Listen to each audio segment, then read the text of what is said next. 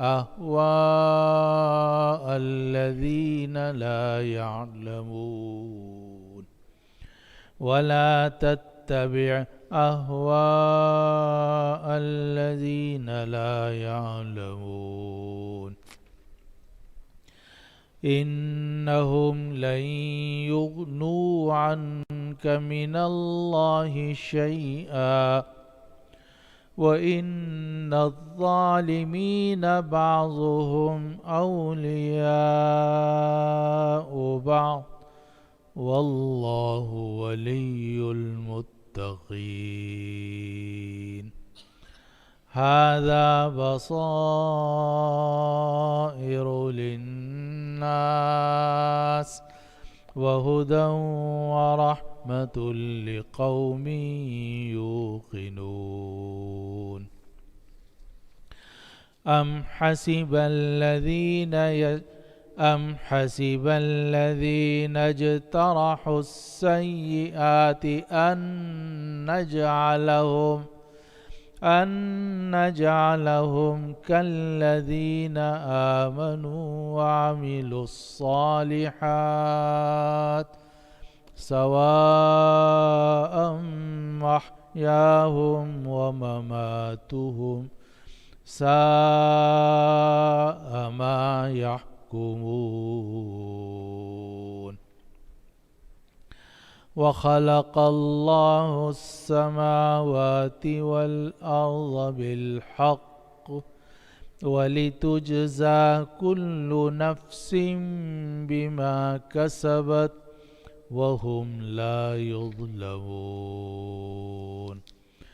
أفرأيت من اتخذ إلهه هواه وأضله الله على علم وختم على سمعه وقلبه وجعل على بصره غشاوة فمن يهديه من بعد الله أفلا تذكرون وقالوا ما هي إلا حياتنا الدنيا نموت ونحيا وما يهلكنا إلا الدهر وما لهم بذلك من علم إن هم إلا يظنون وإذا تتلى عليهم آياتنا بينات ما كان حجتهم إلا أن قالوا ائتوا بآبائنا إن كنتم صادقين قل الله يحييكم ثم يميتكم ثم يجمعكم إلى يوم القيامة لا ريب فيه ولكن أكثر الناس لا يعلمون آمنت بالله صدق الله العظيم اور ہم نے بنو اسرائیل کو کتاب عطا کی اور حکومت عطا کی اور نبوت عطا کی اور ہم نے ان کو پاکیزہ رزق عطا کیے اور ہم نے اس زمانے کے تمام جہان والوں پر انہیں فضیلت عطا کی اور ہم نے انہیں دین کے کھلے دلائل دیے مگر علم کے آنے کے بعد انہوں نے آپس میں اختلاف کر لیا آپس میں ایک دوسرے پر چڑھائی کرتے ہوئے بے شک آپ کا پروردگار قیامت کے دن ان کے درمیان فیصلہ کرے گا ان سب باتوں میں جن میں وہ لوگ اختلاف کرتے تھے پھر ہم نے آپ کو اس دین کے سیدھے راستے پر رکھ دیا پھر ہم نے آپ کو اس دین کے سیدھے راستے پر بنا دیا، تو آپ اس راستے کی پیروی کیجئے اور ان لوگوں کی خواہشات کی پیروی نہ کیجئے جو جانتے نہیں ہیں۔ یہ لوگ اللہ کے مقابلے میں آپ کو کسی چیز کا فائدہ نہیں پہنچا سکتے، اور بے شک ظالم لوگ بعض کے دوست ہوتے ہیں، اور اللہ متقی لوگوں کا مددگار ہے۔ یہ نصیحتیں ہیں لوگوں کے لیے، اور یہ ہدایت ہے اور یہ رحمت ہے ان لوگوں کے لیے جو یقین رکھتے ہوں۔ کیا وہ لوگ جنہوں نے برائیاں کما رکھی ہیں وہ یہ خیال کرتے ہیں کہ ہم ان کو ان لوگوں کی طرح بنا دیں گے جو ایمان لائے اور جنہوں نے نیک اعمال کیے، اور ان کی زندگی اور موت ان کے برابر ہوگی؟ بہت برا ہے وہ فیصلہ جو یہ لوگ کر رہے ہیں۔ اور اللہ نے آسمانوں اور زمینوں کو حق کے ساتھ پیدا کیا، اور تاکہ ہر جان کو بدلہ دیا جائے اس چیز کا جو اس نے کمائی ہے، اور ان پر ظلم نہیں کیا جائے گا۔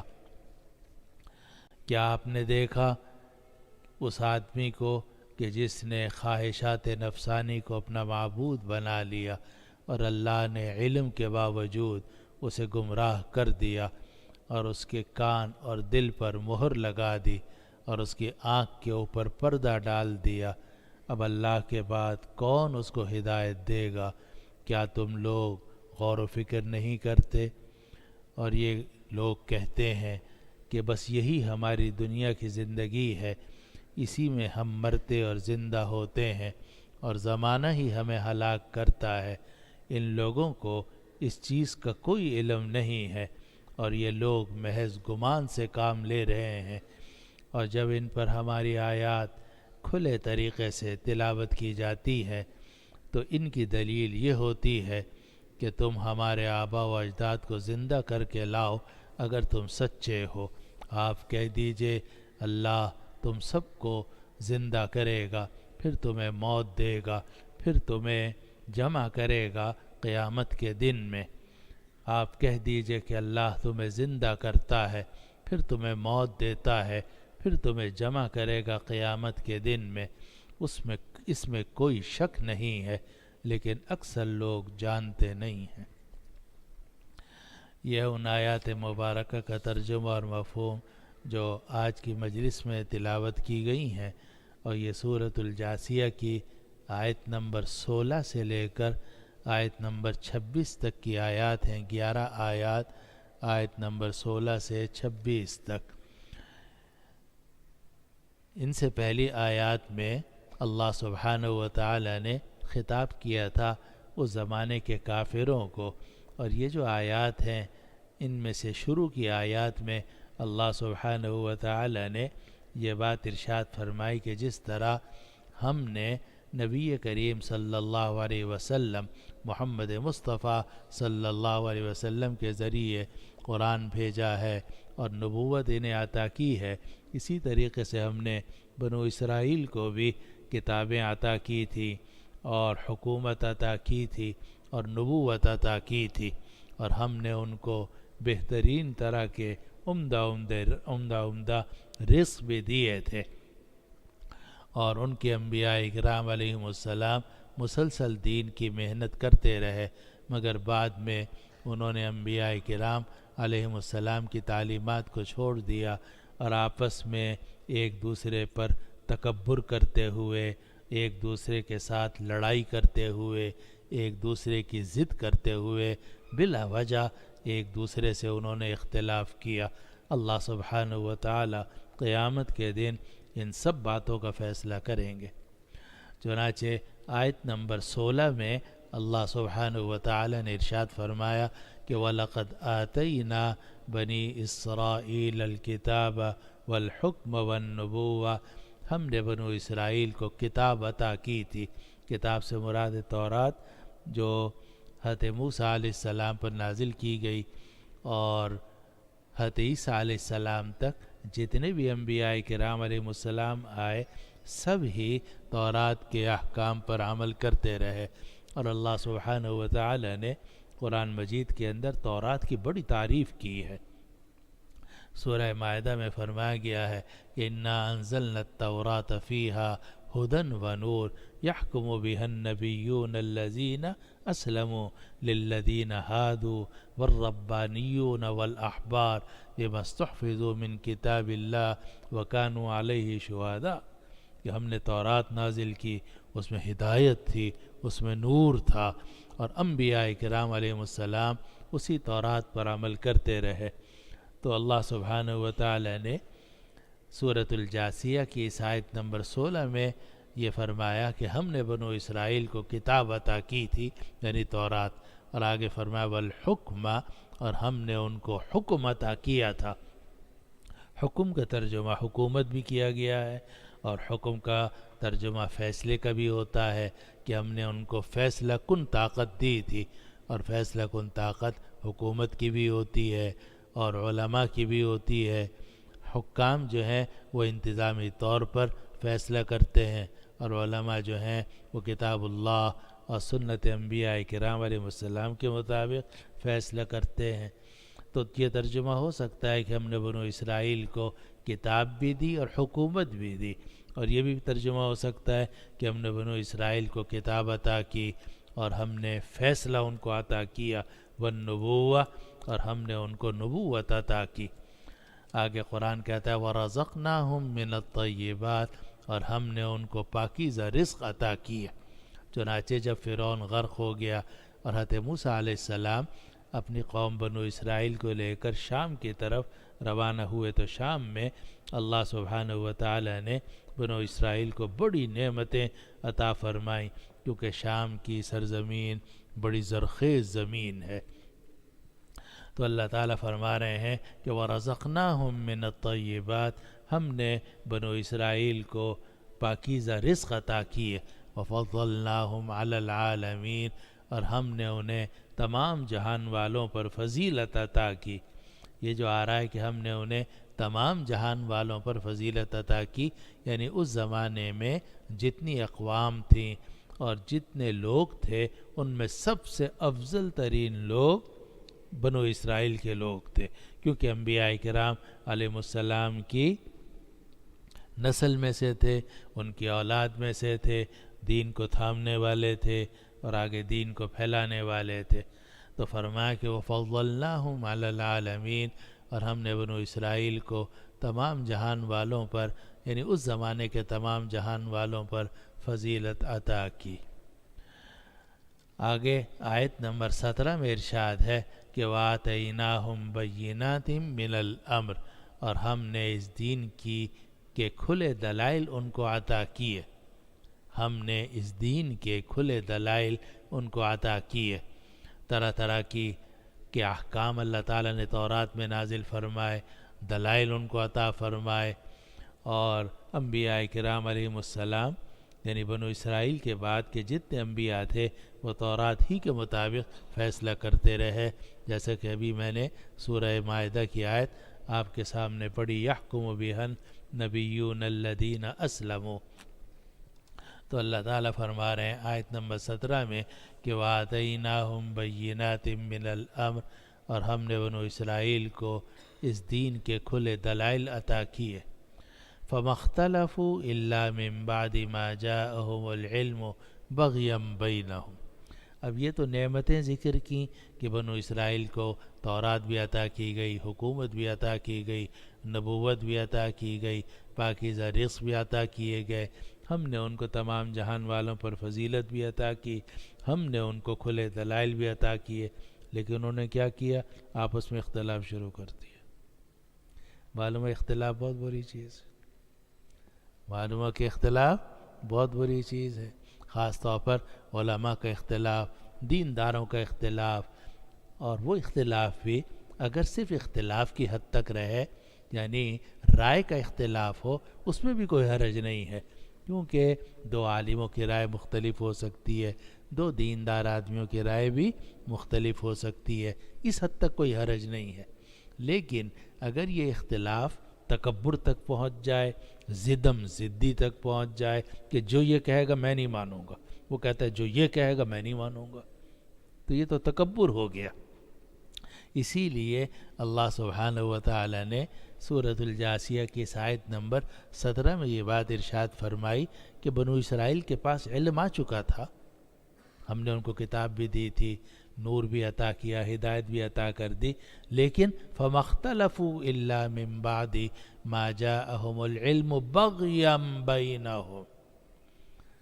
علم آنے کے بعد انہوں نے نہیں اختلاف کیا مگر آپس میں تکبر کی بنا پر۔ اختلاف ان کا تکبر کی بنا پر تھا، چڑھائی کی بنا پر تھا،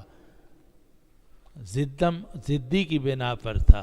اسی لیے حضرت شیخ الہند رحمۃ اللہ علیہ نے بغیم بینہم کا ترجمہ کیا آپس کی ضد سے، اور حضرت تھانوی رحمۃ اللہ علیہ نے کیا ضدی سے۔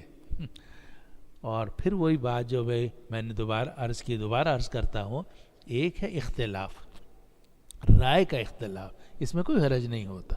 صحابہ رضوان اللہ علیہ اجمعین کی رائے بھی مختلف ہو جاتی تھی، تابعین کی بھی رائے مختلف ہو جاتی تھی، علماء کے بھی اقوال مختلف ہوتے، اس حد تک کوئی حرج نہیں ہے۔ اگر آدمی اپنی رائے دے دے تو اس حد تک کوئی حرج نہیں، لیکن اگر ایک دوسرے کے اوپر بغاوت کرے، بغیم بینہم، بغین بغاوت سے نکلا ہے، ایک دوسرے کے اوپر چڑھائی کریں اور یہ سمجھیں کہ بس میری جو رائے ہے اس پر تو وہی آ گئی ہے، نعوذ باللہ، اور دوسرے کی رائے کی کوئی حیثیت نہیں۔ دوسرا یہ سمجھتا ہے کہ میری رائے 100% سچی ہے اور میرے اوپر ہی وہی آئی ہے، حالانکہ نہ وہی اس پر آئی ہے نہ وہی اس پر آئی ہے۔ تم بھی عام انسان ہو، وہ بھی عام انسان ہے، اور نہ تم نبی ہو نہ وہ نبی ہے۔ ایک رائے کا اختلاف ہے، رائے کو اگر آپ رائے کی حد تک رکھیں، مشورے کو مشورے کے اختلاف تک رکھیں، وہ تو ٹھیک ہے، لیکن جب تکبر کی طرف بات چلی جائے، بغاوت کی طرف چلی جائے، چڑھائی کی طرف چلی جائے کہ ہر آدمی یہ چاہے کہ میں اپنی رائے لے کر دوسرے پر چڑھ جاؤں، دوسرا یہ چاہے کہ میں اپنی رائے لے کر اس پر چڑھ جاؤں، یہ بڑی خطرناک بات ہے۔ اور اللہ سبحانہ و تعالی نے سورۃ الجاسیہ کی آیت نمبر 17 میں اسی کی مذمت بیان کی ہے، تو فرمایا کہ فَمَا اخْتَلَفُوا إِلَّا مِن بَعْدِ مَا جَاءَهُمُ الْعِلْمُ، انہوں نے نہیں اختلاف کیا مگر جب کہ علم ان کے پاس آ چکا تھا، علم آ چکا تھا، پھر بھی انہوں نے اختلاف کیا۔ چلو اختلاف بھی کر لیتے، لیکن آگے قرآن کہتا ہے بغیم بینہم، ایک دوسرے پر بغاوت کرتے ہوئے، ایک دوسرے پر تکبر کرتے ہوئے، ایک دوسرے کے ساتھ ضد کا معاملہ کرتے ہوئے۔ اور جو کہ ماشاءاللہ آپ سب دیندار حضرات ہیں اور اللہ والے ہیں، تو ہم سب کو، آپ کو اور مجھ جیسے عام انسان سب کو یہ خیال کرنا چاہیے کہ آپ اپنی رائے تو دے سکتے ہیں۔ اگر کوئی آپ سے مشورہ مانگ رہا ہے، آپ اپنا مشورہ دے دیں۔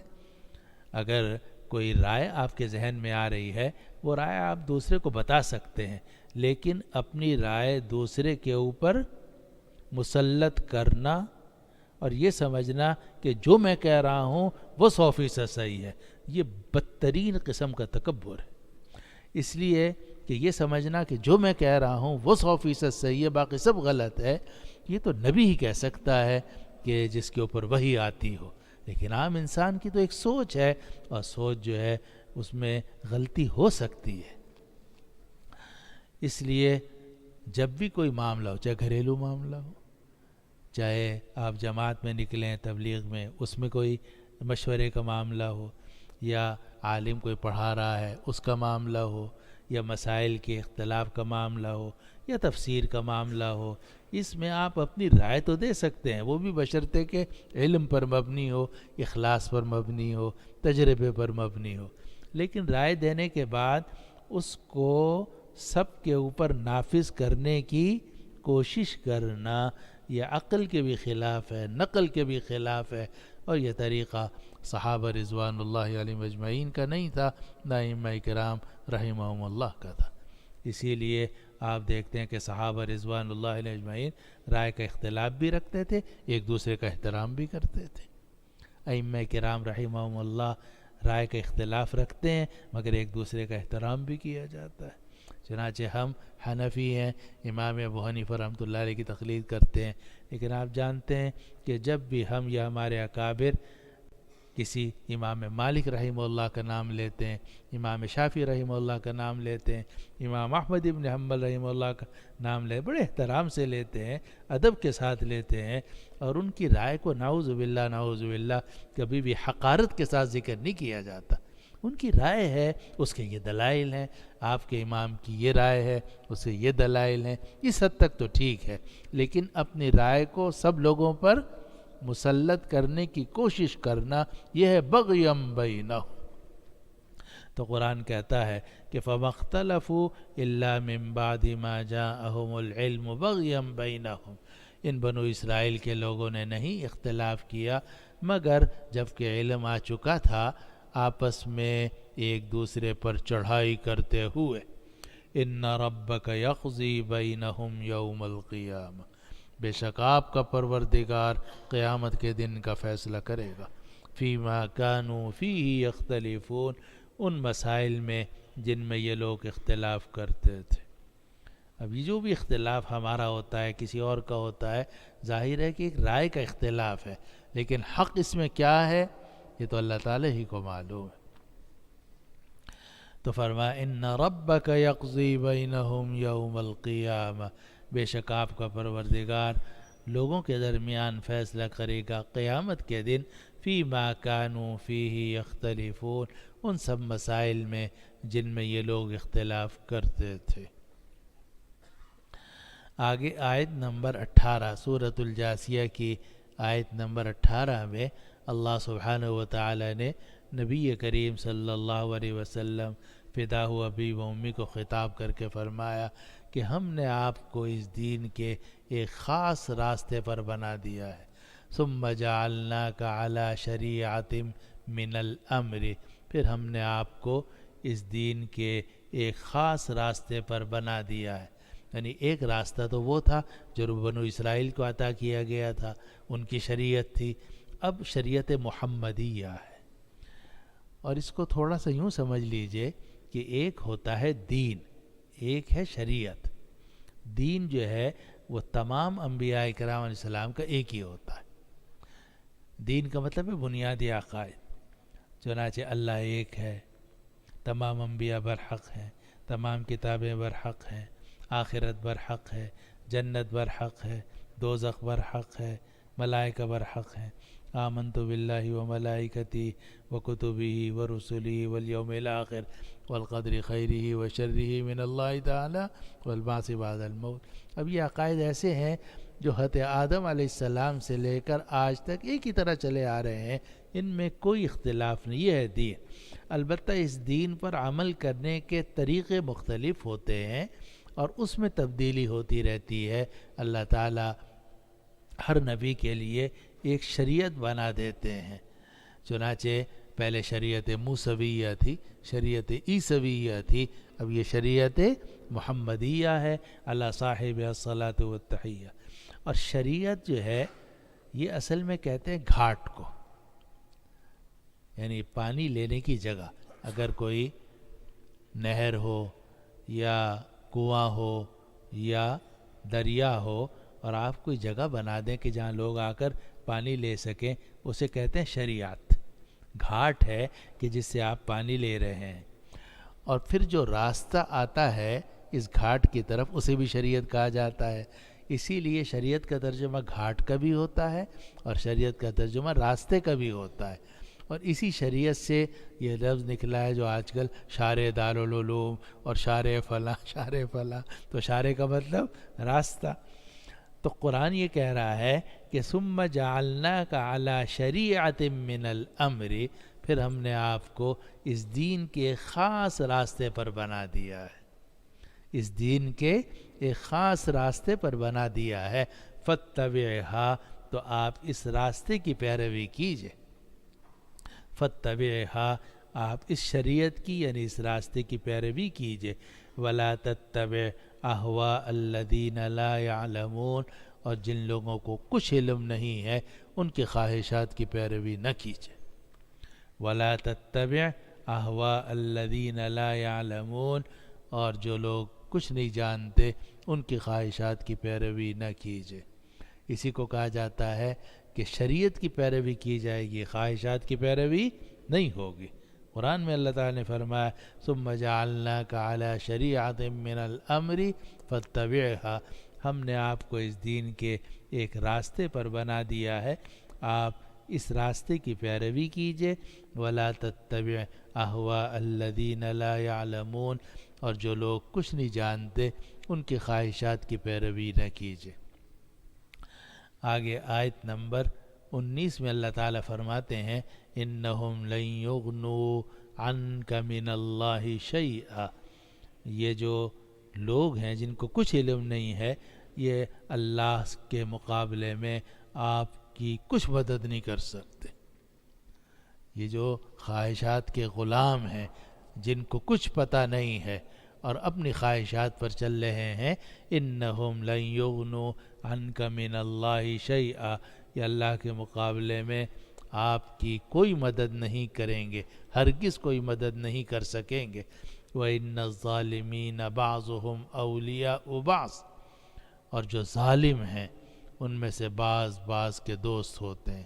جتنے بھی ظالم ہیں سب ان کا گروہ ایک جیسا ہوتا ہے، ایک ظالم دوسرے ظالم کا دوست ہوتا ہے۔ واللہ ولی المتقین، اور اللہ دوست ہے متقی لوگوں کا۔ ظالم ایک دوسرے کے دوست ہوتے ہیں اور اللہ متقی لوگوں کا دوست ہے۔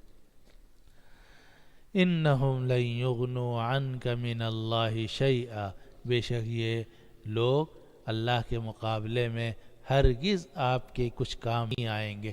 وَإِنَّ الظَّالِمِينَ بَعْضُهُمْ أَوْلِيَاءُ بَعْضٍ، اور بے شک بعض ظالم کے دوست ہوتے ہیں۔ واللہ ولی المتقین، اور اللہ متقی لوگوں کا دوست ہے۔ آیت نمبر 20 میں آگے فرمایا گیا ھذا بصائر للناس، یہ لوگوں کے لیے بصیرت کی باتیں ہیں، رہنمائی کی چیزیں ہیں۔ وہدن، اور یہ ہدایت ہے۔ ورحمت، اور یہ قرآن رحمت ہے۔ لقوم یوقنون، ان لوگوں کے لیے جو یقین رکھتے ہوں اللہ تعالیٰ پر، آخرت پر۔ ھذا بصائر للناس، یہ قرآن بصیرت ہے لوگوں کے لیے۔ ایک ہوتی ہے بصارت، ایک ہوتی ہے بصیرت۔ آنکھ سے دیکھا جائے تو بصارت، اور عقل سے اور دماغ سے دل سے دیکھا جائے تو بصیرت۔ تو اس قرآن میں بصیرت ہے، سمجھداری کی باتیں ہیں اور رہنمائی کے احکام ہیں۔ یہ لوگوں کے لیے بصیرت کی باتیں ہیں۔ وہدن ورحمت، اور یہ قرآن مجید ہدایت ہے اور یہ رحمت ہے۔ لقوم یوقنون، ان لوگوں کے لیے جو یقین رکھتے ہوں۔ آگے سورۃ الجاثیہ کی آیت نمبر 21 اور 22 میں اللہ سبحانہ و تعالی نے یہ بات ارشاد فرمائی کہ ہم نے جو یہ آسمان پیدا کیا، زمین پیدا کی، پھر لوگوں کو ایک خاص طریقے سے اس دنیا میں بھیجا جاتا ہے، لوگ یہاں زندگی گزارتے ہیں پھر واپس چلے جاتے ہیں، یہ سارا کا سارا نظام برحق طریقے سے پیدا کیا گیا ہے، اور یہ سارا کا سارا جزا اور سزا پر مشتمل ہے۔ آدمی جب اس دنیا میں آتا ہے اپنی مرضی سے نہیں آتا۔ آنے کا دن کون سا ہوگا، ہم میں سے ہر شخص پیدا ہوا ہے، لیکن کیا ہم نے خود طے کیا تھا کہ ہم فلاں دن فلاں تاریخ کو فلاں وقت میں فلاں ماں باپ کے گھر میں پیدا ہوں گے؟ نہیں، اللہ تعالیٰ نے ایک خاص دن میں، ایک خاص وقت میں، ایک خاص جگہ میں، ایک خاص خاندان میں، ایک خاص ماں باپ کے ہمیں پیدا کر دیا۔ آنے کا جو اللہ تعالیٰ ہمیں جب بھیجتے ہیں تو یہاں اس دنیا میں آنے کا دن، تاریخ، وقت، جگہ، والدین کا انتخاب ہم خود نہیں کرتے۔ پھر جب جانے کا وقت ہوتا ہے آخرت واپس جانے کا، اس کا بھی ہم خود انتخاب نہیں کرتے۔ ہم تو چاہتے ہیں اس دنیا ہی میں رہیں۔ ہمارے جو دائیں بائیں لوگ ہوتے ہیں، فرض کرو کہ ماں باپ ہیں، بہن بھائی ہیں، بچے ہیں، بیوی ہیں، ڈاکٹر ہیں، سب یہ چاہتے ہیں کہ یہ نہ جائے، ٹیکے لگاتے ہیں، طرح طرح کے مشینوں پہ کھڑا کر دیتے ہیں کہ کسی طرح اس کی جان بچ جائے، یہ نہ جائے۔ لیکن سارے لوگوں کی کوشش کے باوجود جس نے جانا ہوتا ہے تو وہ جا کے ہی رہتا ہے۔ اب نہ آنا ہمارے اختیار میں، نہ جانا ہمارے اختیار میں، صرف یہ جو بیچ کی زندگی ہے اس میں اللہ سبحانہ و تعالی نے ہمیں کچھ اختیار عطا فرمایا ہے، اور بالغ ہونے کے بعد آدمی فیصلے کرتا ہے کہ میں نے جنت کا راستہ اختیار کرنا ہے یا نعوذ باللہ کوئی دوسرا راستہ اختیار کرنا ہے۔ یہ جو اس دنیا میں لوگوں کو بھیجا جا رہا ہے، پھر لوگوں کو واپس بلایا جا رہا ہے، یہ ادھا دھند نہیں ہے، بلکہ اللہ تعالیٰ نے ایک نظام رکھا ہے تاکہ جو اس دنیا میں آئیں اگر وہ اچھا کام کریں ان کو جنت عطا کی جائے، اور اگر وہ اس دنیا کے اندر ظلم کریں، ظالم ہوں، دوسروں پر ظلم کریں، حق ماریں، اللہ کا حق ماریں اور بندوں کے حقوق ماریں، تو آخرت میں ان کو اس کی سزا دی جائے۔ اس کو اللہ سبحانہ و تعالی نے سورۃ الجاثیہ کی آیت نمبر 21 اور 22 میں فرمایا ام حسب الذین اجترحوا السیئات ان نجعلهم كالذین آمنوا وعملوا الصالحات سواء محیاهم ومماتهم ساء ما يحکمون۔ یہ لوگ جو برائیوں کا ارتکاب کر رہے ہیں، یہ لوگ جو برائیوں کا ارتکاب کر رہے ہیں، کیا ان لوگوں نے یہ خیال کر لیا ہے کہ ہم ان کو ان لوگوں کی طرح بنا دیں گے کہ جو ایمان لائے اور جنہوں نے نیک اعمال کیے، اور ان کی زندگی اور موت اور ان کی زندگی اور موت برابر ہوگی؟ ساء ما یحکمون، یہ کتنا برا فیصلہ کر رہے ہیں۔ ایک وہ آدمی ہے جس نے اس دنیا میں لوگوں کا حق مارا ہے، لوگوں پر ظلم کیا ہے، لوگوں کی جائیدادیں غصب کی ہیں، میراث کا حصہ لوگوں کو نہیں دیا، رشوت لی ہے، ڈاکہ ڈالا ہے، چوری کی ہے، ظلم کیا ہے، ایک ہی آدمی ہے۔ دوسرا وہ آدمی ہے کہ جس نے بڑی احتیاط سے زندگی گزاری، اللہ تعالیٰ کی بھی عبادت کی، بندوں کا بھی حق ادا کیا۔ کیا آپ یہ سمجھتے ہیں کہ یہ ظالم اور یہ حق ادا کرنے والا دونوں برابر ہو جائیں گے؟ کیسے ہو سکتا ہے یہ؟ ساء ما یحکمون، یہ کتنا برا یہ لوگ فیصلہ کر رہے ہیں۔ ساء ما یحکمون، یہ کتنا برا فیصلہ کر رہے ہیں کہ ظالم اور نیک لوگ برابر ہو جائیں گے؟ کیسے ہو سکتا ہے یہ؟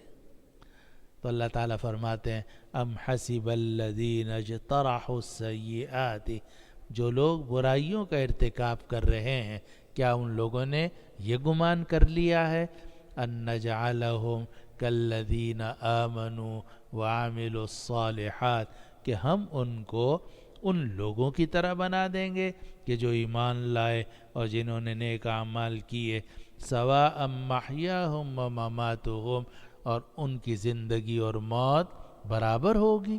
ساء ما یحکمون، بہت برا یہ فیصلہ کر رہے ہیں۔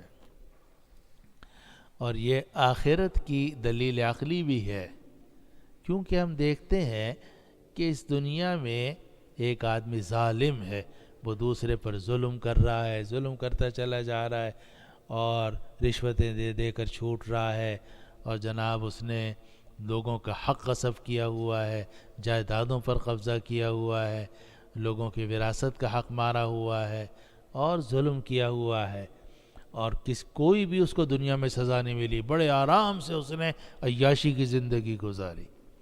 دوسرا ایک آدمی ہے کہ جو مظلوم ہے، اس کا حق اس کو نہیں ملا، اور ساری عمر بیچارہ اپنا حق لینے کی کوشش کرتا رہا مگر اس کو حق نہیں ملا۔ کیا یہ ظالم اور یہ مظلوم آخرت کے اندر برابر ہوں گے؟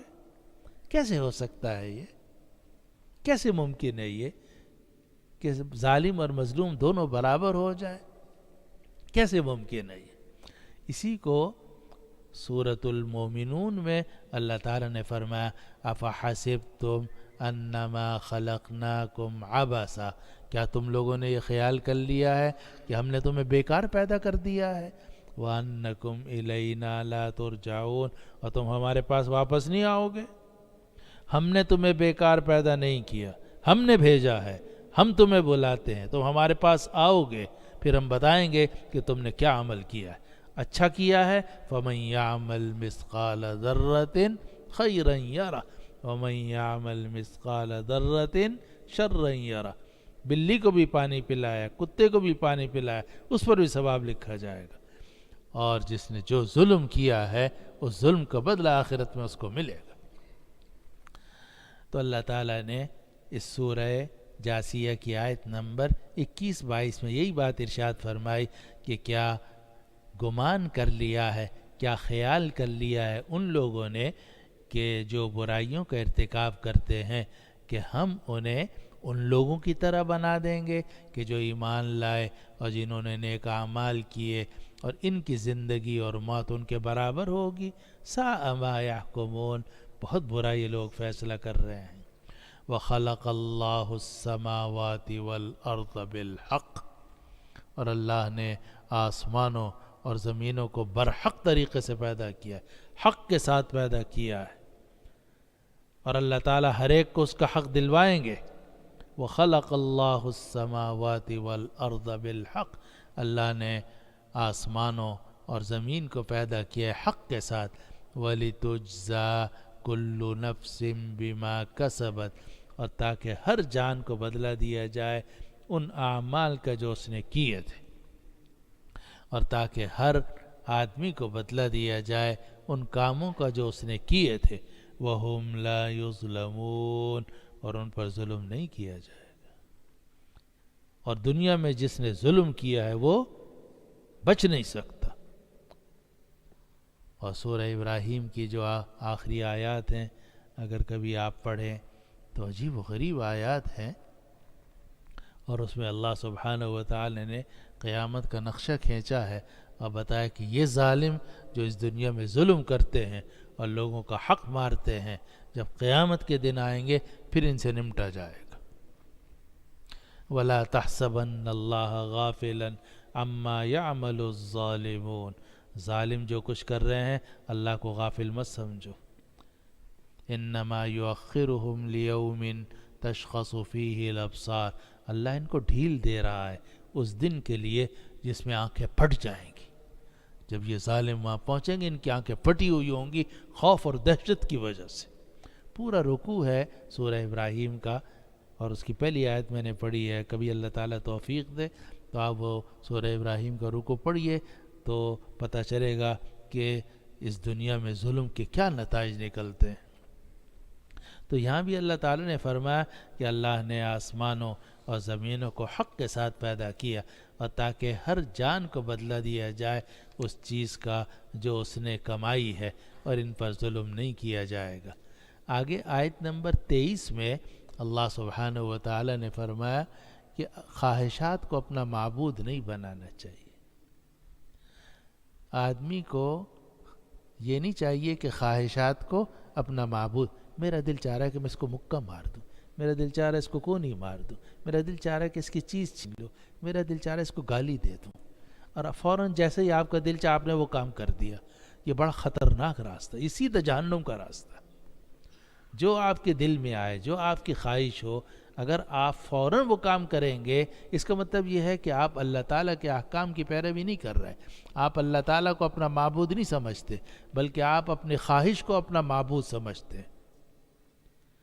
آدمی کو کبھی بھی اپنی خواہش پر فوراً عمل نہیں کرنا چاہیے، اور یہ ہم سب کے اندر خرابی ہوتی ہے کہ آدمی کے دل میں خیال آیا کہ اس کو یوں کر دوں، اس کو وہ کر دوں، اور یہ کر لوں اور وہ کر لوں، اور آدمی فوراً اس کو شروع کر دیتا ہے۔ یہی خطرناک بات ہے۔ اس کو قرآن نے کہا ہے کہ یہ تو اپنی خواہشات کو آپ اپنا خدا بنا رہے ہو، اپنی خواہشات کی پیروی کر رہے ہو۔ تم اللہ کے بندے ہو یا خواہش کے بندے ہو؟ تمہیں تو اللہ کا بندہ بننا چاہیے، خواہشات کی پیروی نہیں کرنی چاہیے۔ اس کو قرآن کہتا ہے آیت نمبر 23 میں، أَفَرَأَيْتَ مَنِ اتَّخَذَ إِلَٰهَهُ هَوَاهُ، کہ آپ نے دیکھا بھی اس شخص کو کہ جس نے اپنی خواہشات کو اپنا معبود بنا لیا۔ خواہشات کو اپنا معبود بنا لیا کا کیا مطلب؟ کہ جو خواہش ہو اس کو پورا کرنے کی کوشش کی۔ تو جو خواہش ہو اس کو اگر آپ پورا کرنے کی کوشش کریں، اس کا مطلب یہ ہے کہ آپ نے اپنے خواہشات کو اپنا خدا بنا رکھا ہے، آپ نے خواہشات کو اپنا معبود بنا لیا ہے۔ قرآن کہتا ہے آپ کا کیا خیال ہے اس آدمی کے بارے میں کہ جس نے اپنے خواہشات کو اپنا معبود بنا لیا؟ وَأَضَلَّهُ اللَّهُ عَلَى عِلْمٍ، اور اللہ نے اس کو گمراہ کر دیا علم پر۔ اب اعلی علم کا تعلق لفظ اللہ سے بھی ہو سکتا ہے کہ اللہ نے اپنے علم میں غیب کی بنا پر اور علم تقدیر کی بنا پر اس کو گمراہ کر دیا، اور اس کا تعلق اضلہ کی ہو ضمیر مفعول سے بھی ہو سکتا ہے۔ تو صورت میں مطلب یہ ہوگا کہ یہ شخص جانتا تھا، عالم تھا، اس کو مسئلے سب معلوم تھے، لیکن خواہشات کی پیروی میں اس کے عالم ہونے کے باوجود اللہ نے اس کو گمراہ کر دیا۔ وَأَضَلَّهُ اللَّهُ عَلَى عِلْمٍ، اور علم کے باوجود اللہ نے اس کو گمراہ کر دیا۔ وَخَتَمَ عَلَى سَمْعِهِ وَقَلْبِهِ، اور اللہ نے اس کے کان پر اور اس کے دل پر مہر لگا دی۔ وَجَعَلَ عَلَى بَصَرِهِ غِشَاوَةً، اور اس کی آنکھوں پر پردہ ڈال دیا۔ فَمَن يَهْدِيهِ مِن بَعْدِ اللَّهِ، اب اللہ کے بعد کون اس کو ہدایت دے گا؟ افلا تذکرون، تم لوگ نصیحت کیوں حاصل نہیں کرتے؟ تم لوگ نصیحت کیوں حاصل نہیں کرتے؟ تو اس آیت کا خلاصہ یہ ہے، آیت نمبر 23 کا، کہ آدمی کو اپنی خواہشات کا غلام نہیں بننا چاہیے، اللہ کا بندہ بننا چاہیے، اللہ تعالیٰ کے احکام پر عمل کرنا چاہیے، اور یہ طریقہ کہ جس چیز کو آپ کا دل چاہے وہ آپ کھائیں، جس چیز کو جس کام کو آپ کا دل چاہے وہ فوراً کر گزریں، یہ بڑا خطرناک راستہ ہے، کیونکہ اس کا بھی امکان ہے کہ جو آپ کرنے جا رہے ہیں اللہ کی رضا کے مطابق ہو، اور اس کا بھی امکان ہے کہ اللہ تعالیٰ کی ناراضگی اور اللہ کے غضب کو دعوت دینے والا ہو۔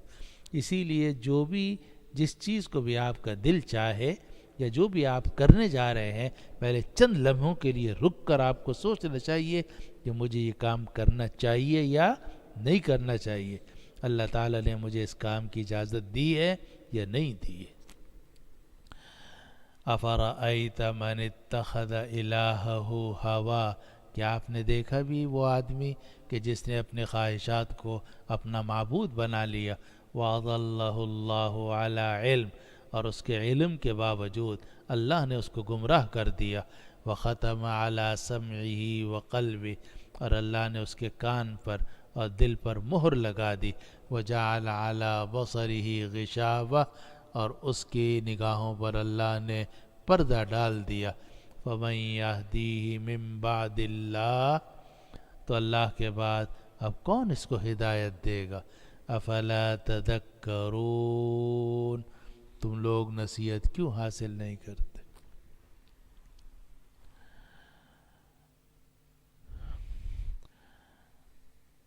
آگے آیت نمبر 24 میں اور 25 میں اور 26 میں، 24، 25، 26 تین آیتیں رہ گئی ہیں۔ ان تین آیتوں کا خلاصہ یہ ہے کہ یہ جو دہری لوگ ہیں، وہ جو اللہ تعالیٰ کے وجود کے قائل نہیں ہیں، وہ یہ کہتے ہیں کہ جو کچھ ہم پیدا ہوتے ہیں، مرتے ہیں، یہ سب زمانہ ہمارے ساتھ کرتا ہے۔ اسی لیے آپ نے سنا ہوگا کہ دہری یہ دہری کہتے ہیں اس آدمی کو کہ جو اللہ تعالیٰ کے وجود کا قائل نہ ہو اور یہ سمجھتا ہو کہ ہم خود بخود پیدا ہو گئے ہیں، خود بخود مر جائیں گے، اور جو کچھ ہو رہا ہے وہ خود بخود ہو رہا ہے، کوئی اس کائنات کو چلانے والا نہیں ہے، نہ کسی نے ہمیں بھیجا، نہ کوئی ہمیں واپس بلائے گا۔ یہ وہ لوگ ہیں، ان کو دہری کہتے ہیں۔ تو اللہ سبحانہ و تعالیٰ نے ان دہری لوگوں کی بات نقل کی، اور آیت نمبر 24 میں فرمایا کہ وَقَالُوا مَا هِيَ إِلَّا حَيَاتُنَا الدُّنْيَا نَمُوتُ وَنَحْيَا، یہ لوگ کہتے ہیں کہ نہیں ہے مگر صرف یہ ہماری دنیا کی زندگی، نموت ونحیا، اسی میں ہم زندہ ہوتے ہیں، اسی میں مرتے ہیں، وما یہلکنا الا الدہر، اور زمانہ ہی ہمیں ہلاک کرتا ہے، زمانہ ہی ہمیں ہلاک کرتا ہے، وما لہم بذالک من علم، اللہ تعالیٰ فرماتے ہیں انہیں کسی چیز کا علم نہیں ہے، انہم الا یظنون، یہ نہیں ہے مگر ایک گمان کر رہے ہیں، ایک خیال ہے ان کا، ان کو حقیقت کا کچھ پتہ نہیں ہے۔ وَإِذَا تُتْلَى عَلَيْهِمْ آيَاتُنَا بَيِّنَاتٍ، اور جب ان پر ہماری آیتیں کھلی کھلی آیتیں ان پر تلاوت کی جاتی ہیں، مَا كَانَ حُجَّتَهُمْ إِلَّا أَن قَالُوا، تو ان کی دلیل یہ ہوتی ہے کہ یہ لوگ کہتے ہیں اوتوا بآبائنا ان کنتم صادقین، کہ ہمارے آبا و اجداد کو زندہ کر کے لاؤ اگر تم سچے ہو۔ یعنی ان دہری لوگوں سے جب یہ کہا جاتا ہے کہ تم خود بخود پیدا نہیں ہوئے، نہ خود بخود تم مرو گے، اللہ نے تمہیں اس دنیا میں بھیجا ہے اور اللہ تمہیں واپس بلائے گا، تو وہ کہتے ہیں اچھا ہم دوبارہ زندہ ہوں گے تو ہمارے ابا جان کو ذرا زندہ کر کے دکھاؤ، ہمارے دادا کو زندہ کر کے دکھاؤ۔ آگے آیت نمبر 26 میں جو آخری آیت ہے اس میں اللہ تعالیٰ فرماتے ہیں ہم تمہیں زندہ کریں گے، لیکن یہاں نہیں بلکہ قیامت کے دن۔ قُلِ اللَّهُ يُحْيِيكُمْ ثُمَّ يُمِيتُكُمْ ثُمَّ يَجْمَعُكُمْ إِلَى يَوْمِ الْقِيَامَةِ، اے نبی آپ کہہ دیجئے کہ اللہ تمہیں زندگی عطا کرتا ہے، اللہ ہی میں موت دیتا ہے، ثُمَّ يَجْمَعُكُمْ إِلَى يَوْمِ الْقِيَامَةِ، اور پھر تمہیں جمع کرے گا قیامت کے دن میں۔ لا ریب فیہ، اس دن میں کوئی شک نہیں ہے، ولیکن اکثر الناس لا یعلمون، لیکن اکثر لوگ یہ بات نہیں جانتے۔ آیت نمبر 24، 25، 26 کا ترجمہ پھر سے سن لیجئے۔ یہ لوگ کہتے ہیں کہ نہیں ہے مگر یہ ہماری دنیا کی زندگی، اسی میں ہمیں زندگی اور موت آتی ہے اور زمانہ ہی ہمیں ہلاک کرتا ہے۔ اللہ تعالیٰ فرماتے ہیں ان کو اس بات کا کوئی علم نہیں ہے، یہ لوگ محض اندازے کر رہے ہیں، اور جب ان پر ہماری آیتیں کھلی کھلی تلاوت کی جاتی ہیں تو ان کی دلیل نہیں ہوتی مگر یہ کہ وہ کہتے ہیں کہ ہمارے آبا و اجداد کو زندہ کر کے لاؤ اگر تم سچے ہو۔ آپ کہہ دیجئے کہ اللہ تمہیں زندہ کرتا ہے، پھر تمہیں موت دیتا ہے اور پھر تمہیں جمع کرے گا قیامت کے دن، اس میں کوئی شک نہیں ہے، لیکن اکثر لوگ جانتے نہیں۔ ایک مرتبہ ترجمہ پھر سے سن لیجئے۔ ہم نے بنو اسرائیل کو کتاب عطا کی، حکومت عطا کی، نبوت عطا کی، اور ہم نے ان کو پاکیزہ رزق عطا کیے، اور ہم نے ان کو تمام جہان والوں پر فضیلت دی، اور ہم نے انہیں اس دین کے کھلے دلائل عطا کیے، لیکن علم کے آنے کے بعد انہوں نے آپس میں ایک دوسرے کے ساتھ اختلاف کیا، آپس میں تکبر کرتے ہوئے۔ بے شک آپ کا پروردگار قیامت کے دن ان کے درمیان فیصلہ کرے گا ان تمام باتوں میں جن میں وہ اختلاف کرتے تھے۔